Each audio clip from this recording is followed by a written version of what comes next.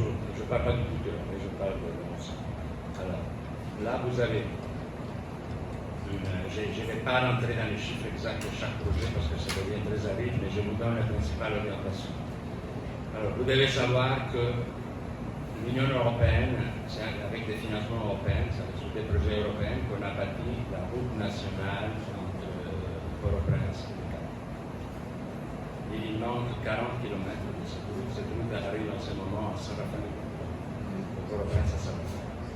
Donc, après un certain temps de difficultés liées au fait que l'entreprise française qui avait bâti la route a quitté le pays après l'assassinat du président Jovenel Moïse, on a eu un blocage là, mais maintenant on a résolu ce problème avec l'entreprise et donc maintenant on est prêt à signer les contrats pour la conclusion des travaux de 40 km. Donc on aura d'ici 2 ans la route du Cap de Port-au-Prince sera asphaltée.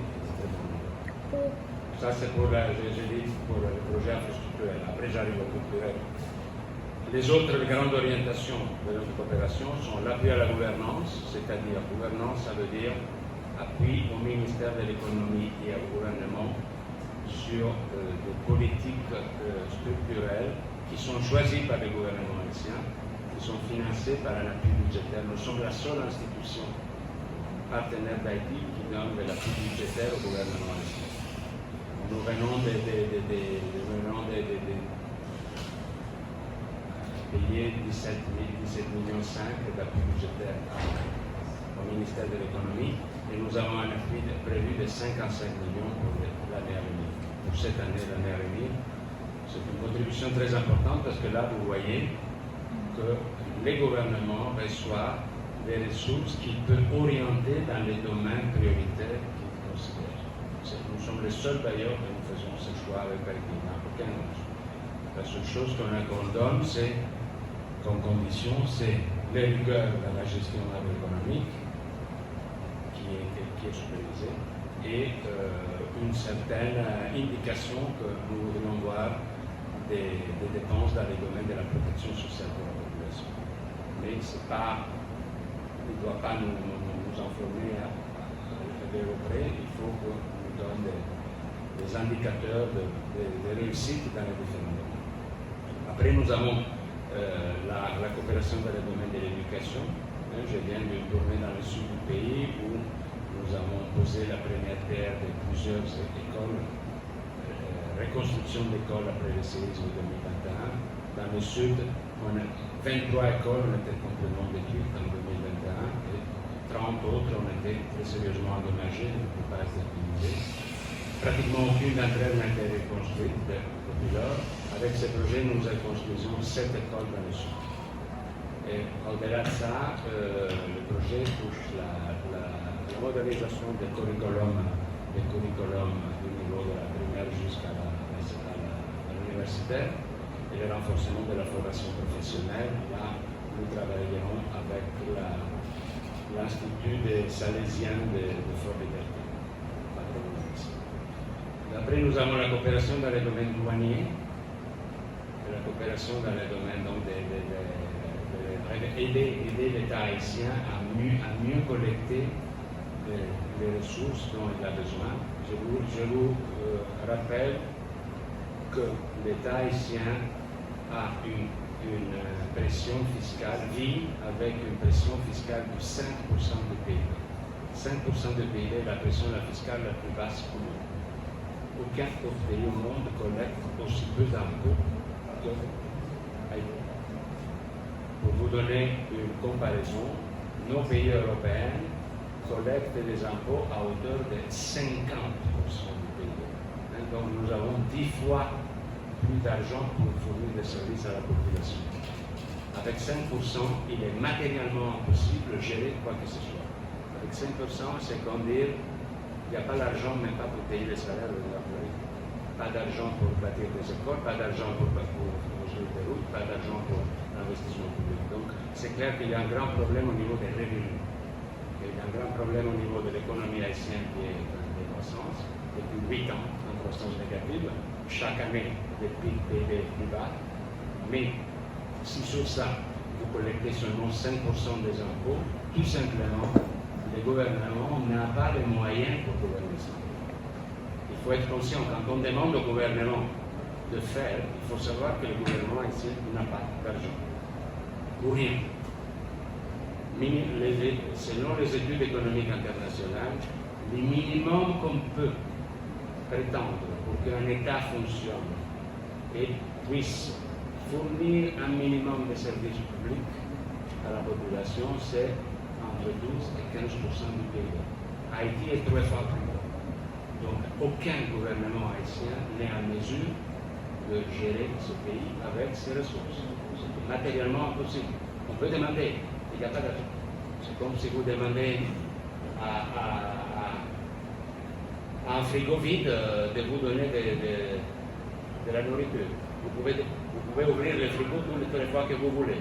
Mais si le frigo est vide, il reste vide. Ici, c'est. Donc vous voyez dans quel sens l'appui budgétaire que nous donnons, 55 millions d'euros, ça vraiment, c'est une contribution très importante et il faut bien les utiliser. Vous savez, j'imagine que vous savez comme haïtien, quelle est la plus grande recette, le plus grand revenu de l'État haïtien, de l'économie haïtienne. Le plus grand revenu de l'économie haïtienne, ce n'est pas la dépense publique, ce n'est pas les impôts. Le plus grand revenu, et de loin, c'est l'argent envoyé par les immigrants haïtiens. L'économie Haïti comme pays existe exclusivement parce que les migrants haïtiens envoient de l'argent dans ce pays. Il n'y a aucune viabilité de ce pays tel qu'il existe en ce moment.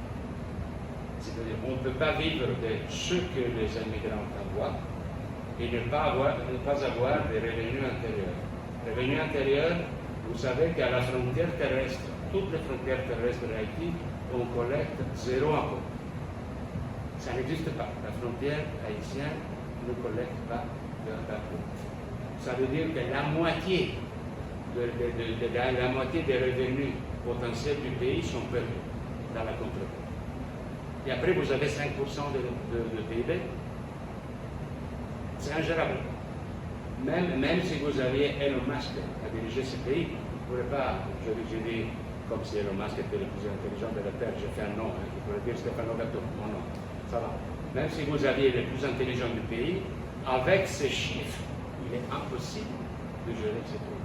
Donc il faut des réformes très profondes. Et c'est ça que, comme coopération internationale, nous offrons, c'est une modeste contribution pour mettre de l'ordre dans les finances de ce pays.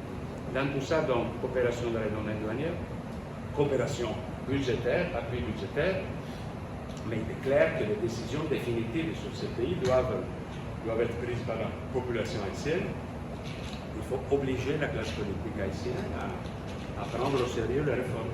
On ne peut pas vivre sans argent, on ne peut pas vivre sans faire payer les impôts aux gens qui peuvent le faire, parce qu'il y a énormément d'Haïtiens qui ne peuvent pas payer les impôts et qui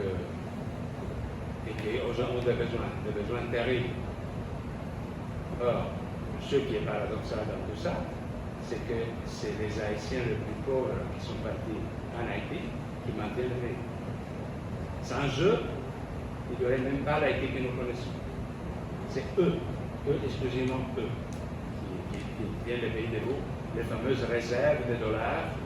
Ce n'est pas des dollars d'exportation, non, c'est des dollars qui viennent des États-Unis des migrants. Donc, dans tout ça, il y a des décisions cruciales, et nous, qui doivent être prises, et comme communauté internationale, nous voulons appuyer ce genre de choix. Pour arriver à la question culturelle, j'avais dit que, bon, sur la culturelle, on était un peu plus timide dans le passé, parce que justement, on était un peu, comment dirais-je, dans un pays avec des problèmes tellement énormes, on pouvait se dire, enfin, le culturel, avec tous les problèmes si énormes qu'on a, je ne vais pas mentionner l'aide humanitaire, mais aussi l'année passée, on a donné 38 millions d'euros en aide humanitaire pour le maintien des camps. Vous savez que l'effort de maintien des personnes qui se sont rescapées de Port-au-Prince, les millions de personnes qui viennent de Port-au-Prince ou qui viennent de la République dominicaine, nous avons en ce moment 1 million de déplacés en Haïti. Il y en avait 300 000 il y a un an, il y en a 1 million maintenant, 3 fois plus. Et on a moins de ressources.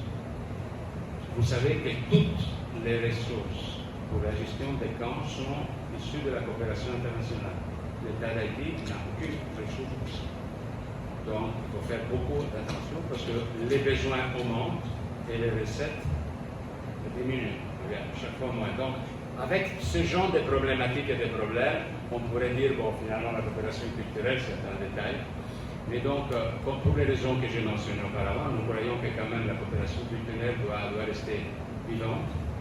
Nous avons traditionnellement des projets de coopération binationale avec la République dominicaine, où notre idée est de faire travailler sur des projets culturels des jeunes et des artistes et des différentes branches de la République dominicaine d'Haïti pour explorer des synergies. Ces projets sont actuellement paralysés à cause de l'ostracisme dominicain.